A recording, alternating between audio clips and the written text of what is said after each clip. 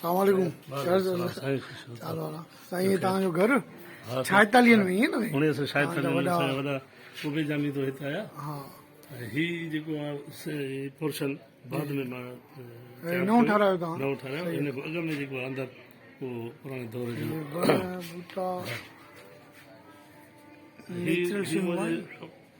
अमरपोख ही जेको निम निम जो अच्छा ये निम ही नंढे मुंहिंजे हुश मोहम्मद सही सही जेको गुज़ारे वियो हा गुज़ारे वियो। हा हीअ 2008 में गौर सिंधी गॾु आहे असां सां।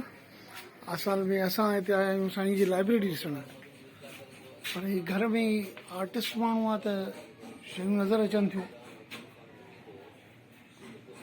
सिंध सां मोहबत आहे। हीअ एक्चुअल में आहे लाइब्रेरी। दोस्तनि सां गॾिजी आया आहियूं। हमीर आहे ऐं सुहेल आहे। हीअ दर ते बि आर्ट जेको आहे अजरक जो आर्ट आहे।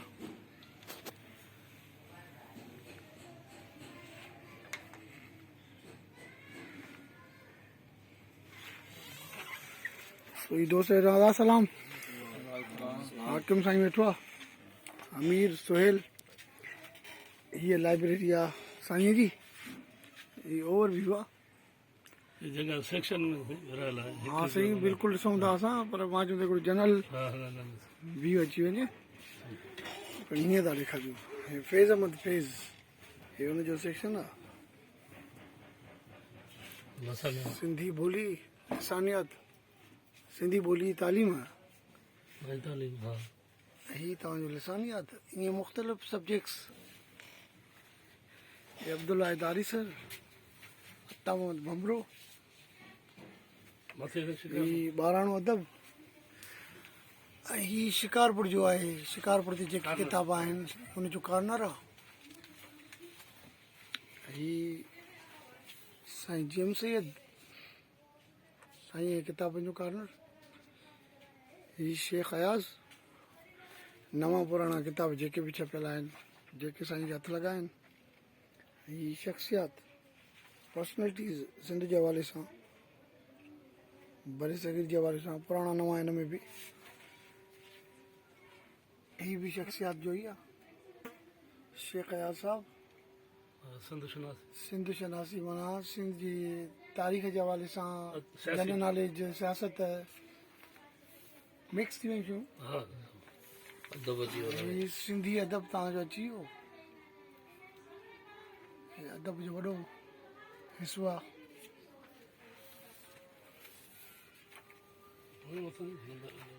सिंधी अदब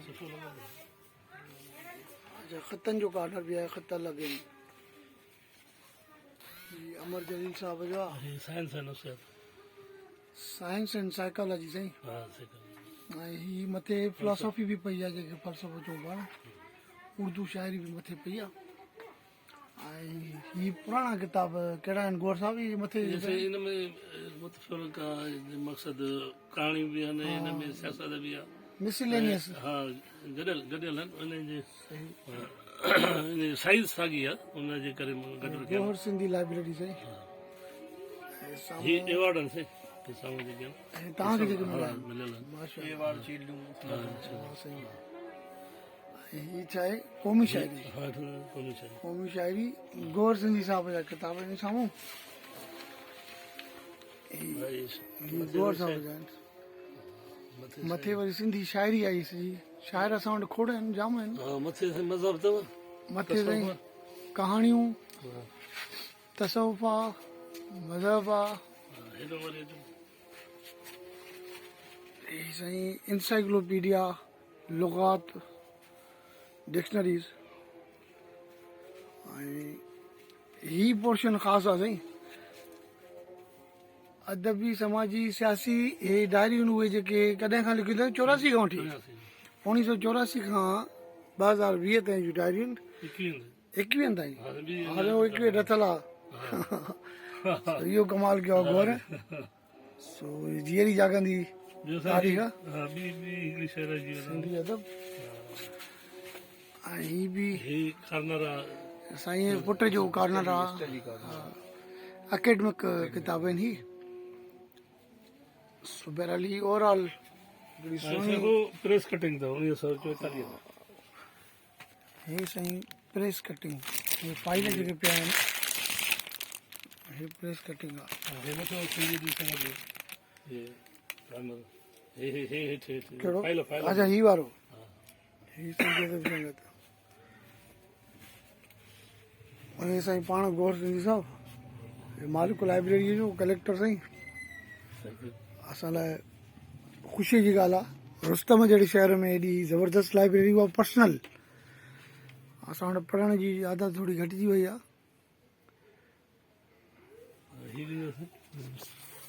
ही साईं पंहिंजे वालिद साहिब जो किताबु कंपाइल पिया कनि को दर्द दुखियो हूंदो हे छपजण जो प्रूफ थी चुका आहिनि नया हा ऐं ॿियो बि को किताबु हुयो तव्हांजो हा हे नेठ फुटंदी पाख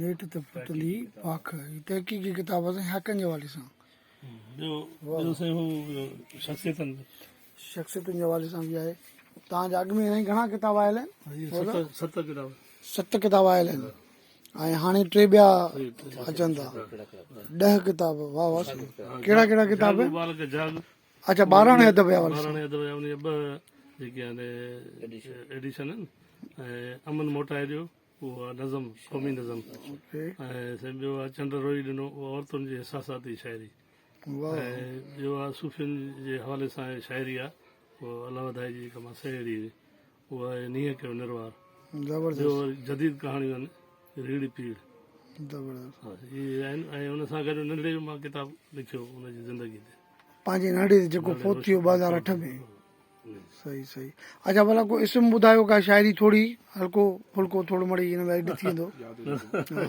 हा पिरीअ जे प्यार में सूर सणा था पवनि इहो आहे छा गज़ल आहे छा आहे गज़ल जो माना शुरात सही मतिलबु हा पिरीअ जे प्यार में सूर सणा था पवनि सच चई हथनि ते टांडा खणा था पवनि वाह वाह सही महिरबानी गौर साहब